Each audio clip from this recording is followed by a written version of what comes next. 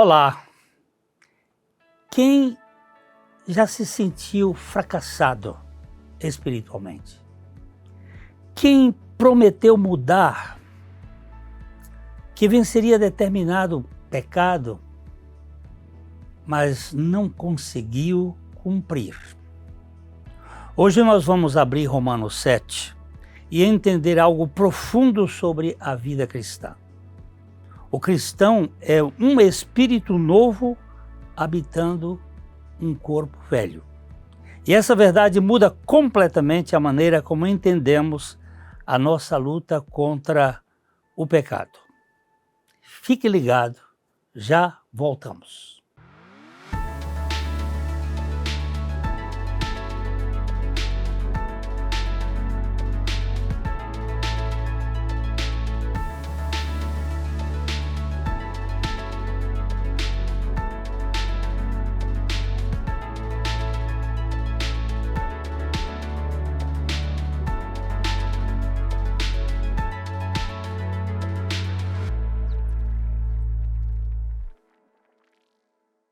Ótica Higienópolis. Nossa equipe está preparada para dar uma verdadeira consultoria, facilitando a escolha de seus óculos para correção ou proteção solar. Ótica Higienópolis. Avenida Higienópolis, 346, em Londrina.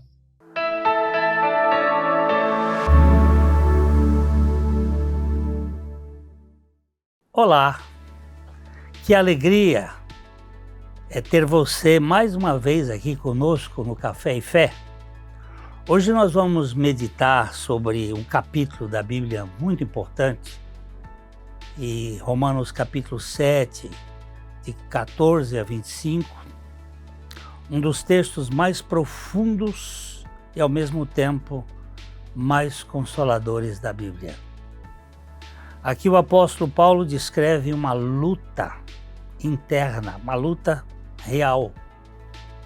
Ele quer fazer o bem, mas não consegue. E o mal que ele não quer, lá vai ele. Aquilo que ele detesta, ele faz. Você se reconhece nisso? Essa passagem nos leva a uma pergunta importante.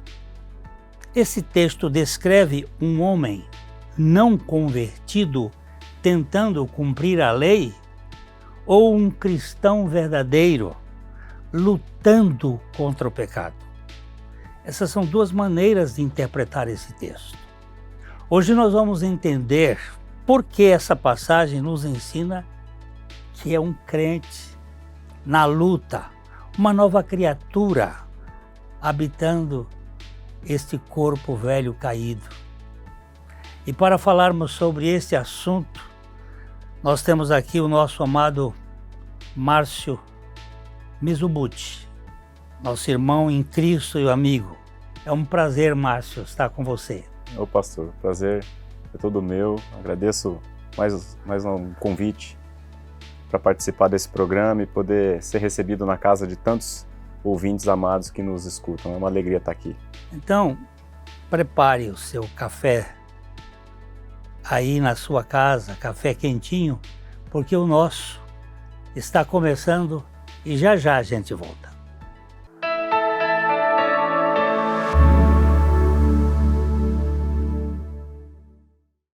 Cada corte, cada cor e cada tratamento contam a mesma história. Cuidar de você. Beleza é bem-estar, é saúde capilar, é autoestima renovada. Márcio Frois Hair Design. Rua Pará, 1695, Loja 2, Centro de Londrina. Batman Car Imports. Pintura automotiva. Rua Taubaté, 65, em Londrina.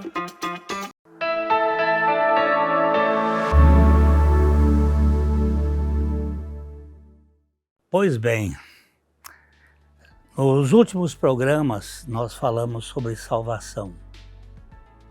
Se você não viu, você pode procurar no YouTube e os vídeos para entender mais sobre esse assunto, que nós falamos aqui bastante sobre justificação, sobre a salvação da alma. E agora nós vamos falar um pouco sobre a obra da cruz, né? O que Cristo fez. Vamos fazer primeiro uma explicação sobre a queda. Deus nos criou de uma maneira toda especial. Lá em Gênesis capítulo 2, verso 7, diz que Deus criou o homem do pó da terra, soprou-lhe nas narinas o fôlego das vidas e o homem se tornou uma alma vivente. Então, para nós, também existem umas discussões se o homem é corpo, alma, só corpo e alma e espírito é a mesma coisa, ou se é corpo, alma e espírito.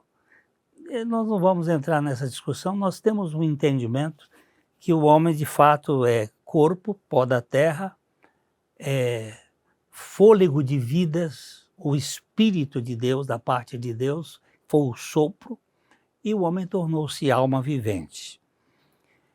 E Deus é Espírito. O homem foi criado para se relacionar com Deus de maneira, por meio do seu Espírito, com o Espírito de Deus. E por que Deus colocou o Espírito no ser humano? Porque Deus é Espírito. Importa que os seus adoradores o adorem em espírito e em verdade. E em verdade. Uhum. E também porque o homem natural não pode compreender as coisas do Espírito de Deus, porque elas só se discernem espiritualmente. E a queda, Deus colocou uma barreira dizendo, no dia que você comer da árvore do conhecimento do bem e do mal, você vai morrer. Uhum. Então, Márcio, Adão comeu do fruto do bem e do mal. Mas ele ainda viveu 930 anos. Isso é muito importante a gente entender para que não haja confusão. Deus disse para Adão, como o senhor mencionou, que ele não era para ele comer da árvore, porque no dia, é importante a gente destacar, ele disse que no dia em que dela comeres, certamente morrerás. Essa foi a ordem de Deus para Adão. No entanto, como o senhor mencionou também, ele tomou do fruto, todos conhecem, e ele comeu, mas a Bíblia diz que ele viveu até os 930 anos. Ora, teria Deus blefado? Não falou que no dia que comesse iria morrer? Como é que ele então viveu até os 930 anos? Isso é muito importante a gente entender, a morte de Adão. No que consistiu a morte de Adão? Como o pastor mencionou, o homem foi criado corpo, alma e espírito. Corpo, essa parte física, fisiológica, tangível. A alma, embora intangível, ela é muito real. O que é a alma? É a soma dos nossos pensamentos, dos nossos afetos, das nossas emoções, o que sentimos, o que gostamos. Todas essas coisas são muito reais, embora intangíveis. Isso é o que a gente chama, a Bíblia chama de alma, até na língua original, é a palavra psique, da onde vem a nossa palavra psicologia. Então, a alma é o conjunto das nossas vontades e emoções. Agora, o espírito é o mais essencial do nosso ser, é a parte humana pela qual Deus interage conosco, né? E o que foi a morte de Adão? Ele morreu espiritualmente. Quando ele morreu, quando ele tomou do fruto, certamente ele morreu, porque foi essa a palavra de Deus. No dia em que dele comeres, certamente morrerás. Então, Adão, embora tenha permanecido vivo até os 930 anos, no seu corpo e também na sua mente, na sua alma, espiritualmente, naquele momento, ele morreu. E é muito importante a gente entender isso, porque o homem, no seu estado original, corpo, alma e espírito, a Bíblia chama de homem espiritual. Esse homem espiritual, no desenho da criação de Deus, no projeto de Deus, era para ser guiado pelo próprio Espírito de Deus. Mas com a queda de Adão, com a entrada do pecado no mundo, o homem morreu espiritualmente e passou a viver apenas alma e corpo. E agora ele não é mais guiado pelo Espírito de Deus, visto que o seu espírito está desconectado de Deus, está morto. E ele é guiado agora pela sua própria alma. E a Bíblia chama isso de homem natural. Um homem guiado pela sua própria alma. E como a gente disse há pouco, a alma, o que ela é? As minhas vontades, as minhas emoções. Então o homem passou a viver de acordo com o que ele acha mais conveniente, de acordo com o que ele acha mais prazeroso, independente do que Deus diz. Esse é o grande problema da humanidade, porque todos nós descendemos de Adão, e a Bíblia diz que Adão gerou um filho segundo a sua própria imagem e semelhança. E por isso, nós temos a realidade do mundo hoje, um mundo afundado no pecado, porque são 8 bilhões de pessoas vivendo de acordo com a sua própria alma, de acordo com o seu próprio umbigo. Então, naquele dia, o ser humano ficou vivo biologicamente, né, a vida física, ficou vivo psicologicamente, mas espiritualmente ele ficou desconectado de Deus. Houve uma morte. Essa é a definição do homem natural, que é aquela pessoa que não tem a vida do Espírito de Deus, não tem a vida espiritual. Precisamente. Não é?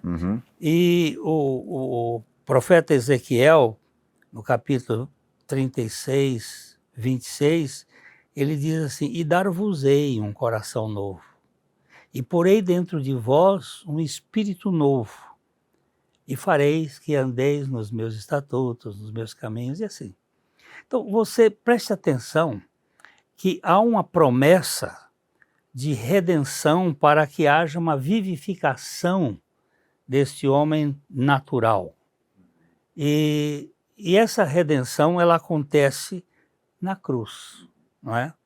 Onde o Senhor vai pagar o preço do pecado.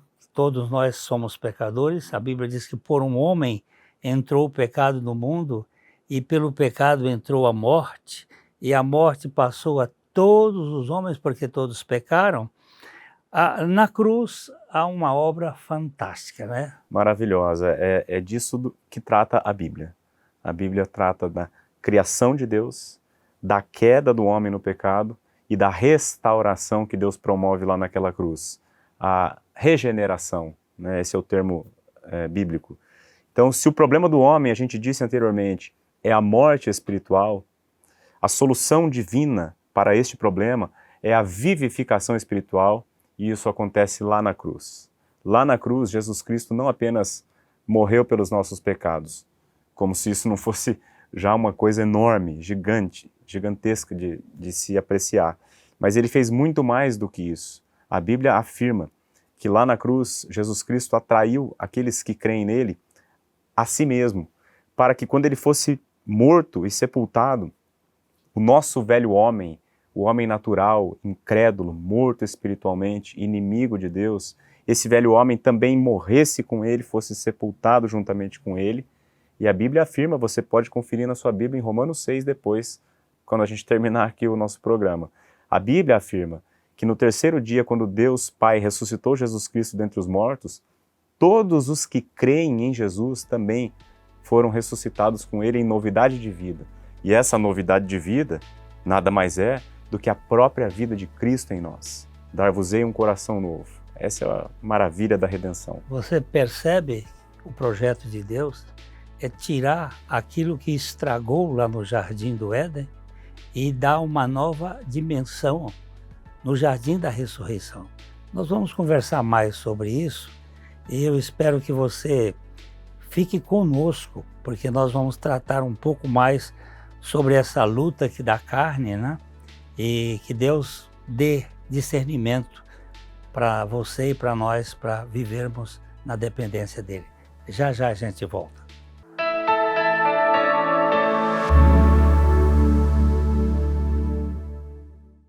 Ótica Higienópolis. Nossa equipe está preparada para dar uma verdadeira consultoria, facilitando a escolha de seus óculos para correção ou proteção solar. Ótica Higienópolis. Avenida Higienópolis, 346, em Londrina. Batman Car Imports. Pintura automotiva. Rua Taubaté, 65, em Londrina.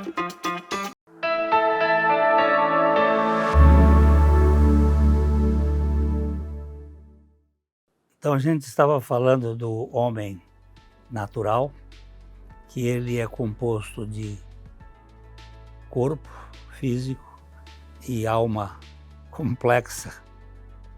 Agora, na cruz, o Senhor desmanchou esse processo da queda, crucificando o nosso velho homem, como o Márcio falou, e nos dando na ressurreição um novo homem.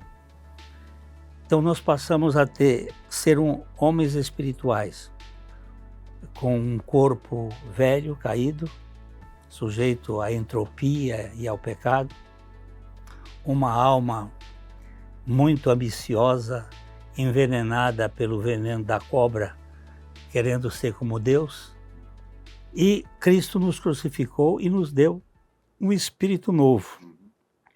Mas nós continuamos a viver nesse corpo, nessa natureza caída, e os conflitos são grandes. Paulo diz assim: tenho prazer na lei de Deus e consinto que a lei é boa. Mas ele vai dizer, desventurado o homem que sou. O homem natural não fala assim, fala? Não. Aqui em Romanos 7, nós temos o brado de um cristão, que é o apóstolo Paulo. Esse cristão tendo passado, esse homem tendo sido regenerado por Deus, ele passou agora a ter um espírito vivificado, ele ama a lei de Deus, e agora ele pode dizer que ele tem prazer na lei de Deus. Né? Mas ele se chama de desventurado porque, embora ele ame a lei de Deus, ele não tem capacidade de cumpri-la integralmente. E essa angústia do apóstolo Paulo, certamente, pastor, é a angústia de todos os cristãos. Né? Tem prazer na lei de Deus, gostaria de cumpri-la, mas não tem a capacidade de cumpri-la plenamente. Então esse texto, ele é ele pode nos ajudar a trazer um conforto, um entendimento acerca da vida cristã, e eu creio que pode abençoar muitos dos queridos que nos ouvem em casa. É verdade, porque o homem velho, a natureza adâmica caída, aquela natureza pecaminosa, ela não tem esse conflito. Uhum. Não? Ele tem prazer no pecado. Uhum. Ele não vai ter prazer na lei de Deus. Jamais. Ele tem prazer no pecado. Ele é o porco que gosta da lama. Uhum. Né? E quando o apóstolo Paulo mostra aqui esse conflito, essa guerra, né? O bem que eu quero, eu não faço. O mal que eu não quero, esse faço. Uhum. Isso não é de um homem velho, não é de um judeu velho, da cultura judaica, isso é da nova criação. Uhum. Eu me sinto muito melhor aqui nesse terreno, certamente, do que achar que Paulo estaria falando ali da sua condição pretérita. Uhum. O pecado que habita em mim, ele fala isto assim,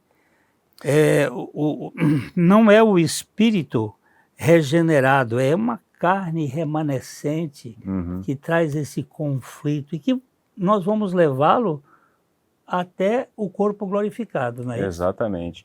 Eu creio, pastor, que se nós caminharmos aqui nesses versículos aqui do capítulo 7, a gente vai caminhando e fazendo algumas pausas e a gente convida o querido que está em casa nos ouvindo, abra sua Bíblia também em Romanos capítulo 7.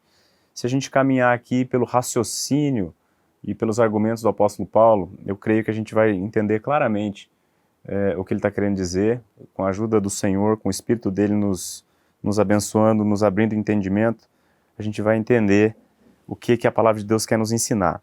Paulo começa ali no versículo 14, pastor, dizendo assim: porque bem sabemos que a lei é espiritual, eu todavia sou carnal, vendido à escravidão do pecado. Quando ele diz que a lei é espiritual, isso significa que a lei, ela julga não apenas os meus atos, mas ela julga tudo aquilo que eu penso, aquilo que eu sou. Né? Jesus disse, olha, vocês ouviram que não pode adulterar, que é pecado, mas eu digo mais para vocês. Aquele que atenta para uma mulher com intenção impura, no seu coração já adulterou. É nesse sentido que a lei é espiritual. Ela não julga apenas os meus atos pecaminosos, mas a minha essência, o meu próprio ser. Então Paulo está dizendo, a lei é espiritual, eu todavia sou carnal, vendido à escravidão do pecado. O que ele quer dizer com sou carnal? simplesmente ele está dizendo, eu sou humano, eu ainda estou nesta carne, né? E vendido à escravidão do pecado, porque essa carne, esse corpo que eu habito, ainda não foi redimido como já foi redimido o meu espírito. Esse é o ponto dele. Nós temos uma preocupação muito de analisar o pecado na atualidade, no ato, no fato em si, mas a intenção e o propósito do coração fica de fora. Mas aí é onde a lei mexe e não consegue resolver. Não resolve?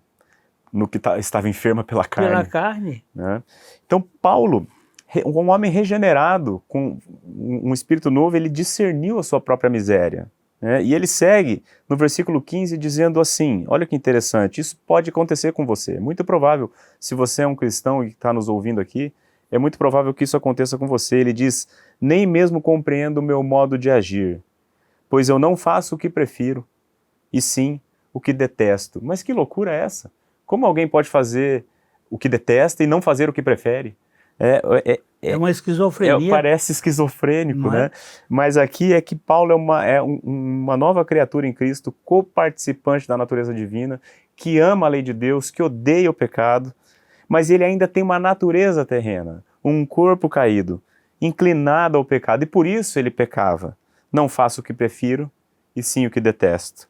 Essa é a realidade do apóstolo Paulo nesse texto, muito claro, e essa é a realidade, pastor, de todos os cristãos. Isso até, de certo modo, é muito precioso para a gente entender, porque eu não iria comer se eu não tivesse fome. Eu não iria dormir se eu não tivesse sono. E quando isto revela a nossa fraqueza, a nossa fragilidade, que ele vai dizer lá no final, graças a Deus por Jesus Cristo, é que eu só posso recorrer a Jesus Cristo em razão da minha incapacidade. Exatamente. A minha incapacidade. Se o homem fosse salvo e não tivesse essa luta aqui na terra, ele seria um ser insuportável, de orgulho, de presunção, de absolutidade. Ele ia ficar cheio de si. Mas eu entendo que quando eu prefiro, mas não consigo, o que detesto, é nesta luta que a coisa vai ficar boa. Exatamente. Nessa angústia em que que se busca o Senhor, né? Como a redenção verdadeira que nós temos nele. Paulo segue dizendo, pastor, no versículo 16, ele diz assim, ora, se eu faço o que eu não quero, eu consinto com a lei, que é boa. Então, ele entende que a lei de Deus, os mandamentos são bons. Ele consente com a lei lá no seu homem interior. Nesse caso, versículo 17, quem faz isso já não sou eu, mas o pecado que habita em mim. Olha só, então ele faz uma clara distinção entre ele, o homem interior, e o pecado que habita nele, a carne. Ele faz essa distinção e isso ilustra o que nós falamos no início, que um cristão regenerado, ele é uma nova criatura. Ele tem uma nova mente, um novo coração, um espírito ligado a Deus. Mas ele ainda habita num corpo caído. Por isso que o apóstolo fala, o meu homem interior consente com a lei. Eu acho ela boa. Só que eu não consigo cumprir por causa do pecado que ainda habita nesse corpo aqui. Então esse versículo 17, pastor, ele explica toda a passagem que vai do 14 ao 25. O pecado que habita em mim. É disso que ele fala. O cristão é uma nova criatura habitando um corpo velho. Essa é a guerra. Eu ouvi um irmão falando uma vez dessa passagem, ele chama esse conflito interno de uma guerra civil. É uma guerra interna dentro de nós. Uma parte do nosso ser espiritual quer fazer o bem, mas a nossa natureza terrena insiste no pecado. Então essa luta, esse conflito moral e espiritual, essa guerra de vontades, infelizmente é uma luta que é uma realidade na vida de todos os cristãos. E ele aqui no 18 diz, porque eu sei que em mim, aí ele vai explicar o que é esse em mim, isto é, na minha carne, não habita bem nenhum. Pois o querer o bem está em mim, não porém o efetuá-lo. Exatamente. nesse trecho que nós estamos aqui meditando, ele apresenta por 3 vezes a mesma sequência de raciocínio. Ele mostra, né, a primeira, a sua condição. A condição dele é que a lei é boa, mas ele é carnal. Essa é a condição dele. Aí ele traz uma evidência dessa condição. Essa evidência é: eu quero fazer o bem, mas não consigo. Mas o mal que eu não quero, esse eu faço. Essa é a evidência. E ele traz a causa. O que causa tudo isso? É o pecado que habita em mim. Então, um pecado remanescente no meu corpo. Então, pastor, ele é um lamento do apóstolo Paulo como um cristão que gostaria de ser mais santo, digamos assim, mas não consegue por suas próprias forças, né? Ele tem uma boa intenção, mas não consegue. E o 19, ó, porque não faço o bem que prefiro, mas o mal que não quero, esse faço. Essa é a evidência dessa realidade, né? E no 20 ele traz a causa, mais uma vez. Por que isso acontece? Ele diz assim: se eu faço o que não quero, já não sou eu quem faz, e sim o pecado que habita em mim. E veja, pastor, dos versos 21 ao 23, ele vai repetir o mesmo argumento, usando a mesma sequência. Veja só, verso 21. Então, ao querer fazer o bem, encontro a lei de que o mal reside em mim. Essa é a condição dele. Quer fazer o bem, mas o mal reside nele. Aí ele segue no 22 dizendo assim: porque no tocante ao homem interior, tenho prazer na lei de Deus. O homem interior é o espírito. É o homem espiritual, o homem regenerado. No homem interior, tenho prazer na lei de Deus. Mas, versículo 23, vejo nos meus membros, aqui ele está falando da carne, do corpo, vejo nos meus membros outra lei, que guerreando contra a lei da minha mente, me faz prisioneiro da lei do pecado. Então aqui nós temos a condição dele, a evidência dessa condição dele. Ele, com a lei, tem uma guerra entre a lei da mente dele e a lei do pecado que está nos membros dele. E qual que é a causa? Final do versículo 23, o pecado que está nos meus membros. Diante dessa angústia, Paulo ele parece aflito, e ele clama angustiado. No versículo 24, como ele diz ali, pastor, no versículo 24? Desventurado o homem que sou, quem me livrará do corpo desta morte? Desventurado o homem que sou. O apóstolo Paulo, São Paulo está dizendo isso. Que miserável homem eu sou, quem vai me livrar disso aqui?